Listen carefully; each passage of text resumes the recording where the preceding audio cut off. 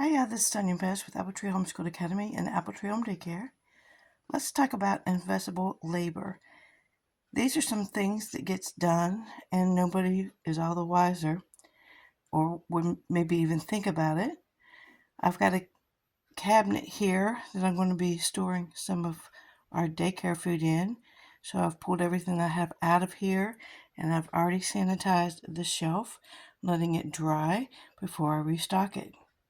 What was previously there were a few bags of donated sippy cups to me, and so I'm going to relocate those because that shelf is going to serve me better by stocking it full of canned food. So this drawer has not been being used for what I had in it. I had one of the child's food that gets used for lunch, and I haven't been using this drawer, so I'm repurposing for those cups. So I pulled the drawer out and I've cleaned and sanitized the base here and inside the drawer. So that's done. I'm going to let those air out as well. I'm going to check the dates on the canned pastas and go ahead and mark those dates on the top of the can so it's easier for me to read.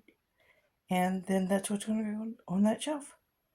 Use a Sharpie and check the dates on my canned pastas, and I'm going to stack those in my new spot in the cabinet. And the oldest kids are going to the back. Okay, I have the pastas separated and marked with their dates and separated. I have beef raviolis, the regular size, and the minis, and spaghetti and meatballs, the beefaroni, the characters. This is a cheesy burger macaroni. This is the spaghetti O's on the front here, and the ABCs and 1, 2, 3s with meatballs. Now what I'll do is fix 2 to 3 cans of these at one time for all the children and pair that with most likely some type of bread or crackers. We'll probably put cheese or cheese sticks on the side and a vegetables and a fruit. What the drawer looks like, fully stocked. And you might say, why do you need all of those cups? So these were donated to me. These 2 I bought the other week, and these 5 I bought today for $1 a piece. And these were donated. All those were donated.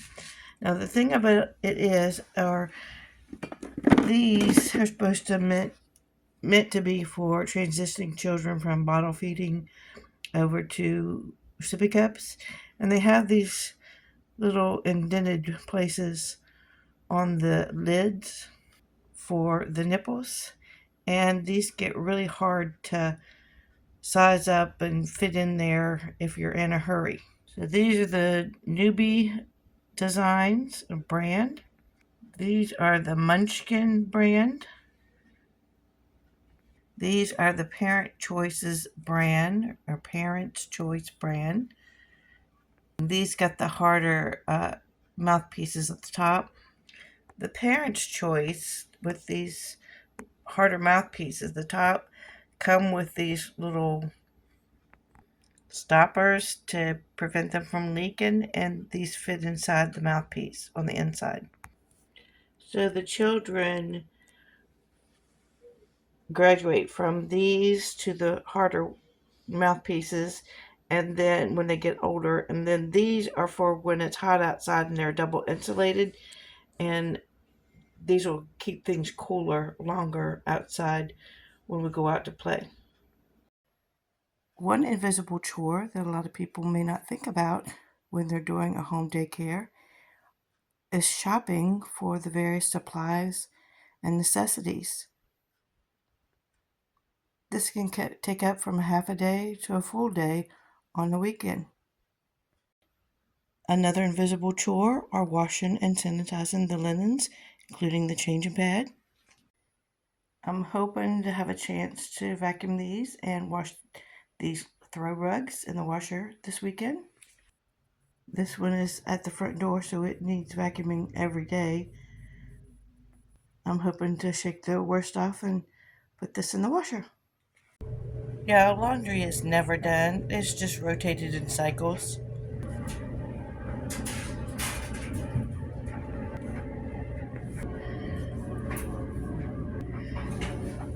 Pillowcases here, little nap blankets. Okay, I'm in my basement and I'm getting ready to put together this industrial sized shelving unit. I picked these up at Sam's Club. They run around $200. This is what it looks like when it's finished. I'm not finished sorting this one out yet. I'm in the middle. This was the last one I put together, but I'm in the middle of getting it stocked. One thing I like about this is I can hang my stuffed animals in bags on the post at the ends and keep them on the same shelf as my related theme. So I'm in the middle of taking my Easter stuff out of these two bins and join them together into this larger bin. So this one is quite a bit larger than this one. And this is my March St. Patrick's Day and my Noah's Ark theme that I do in March and in the spring. These are items that I shopped for last week, and I need to sort them out and put them into my bins. But the reason I go with the industrial size shelves is so they'll withstand these heavy boxes being pulled and pushed back on, and that it has the metal rack on the shelves, and the shelves are like coated, so they should withstand the dampness from a basement. And also what I like about the plastic bins, especially these have a seal. So these are the Sterilites, and they have a seal around the lid, which are my favorite, and that also helps with any kind of moisture. So with my stuffed animals, when I bring them out for that theme for that particular time of year, I wash them and dry them brand new, even though I keep them sealed and protected throughout the year. So here's what the show's going to look like. It's going to take me a couple of hours this evening. It's already after 5 on Saturday night. And so I'm going to be working on that this evening and get that together. I will be recycling and saving the box for the children to play outside on the back deck with, and they love that. That'll occupy them for quite a while. So I'm going to be busy all this evening getting this together. Like, share, subscribe, comment below if this information is helpful to you. Hope you have a great week. Thanks.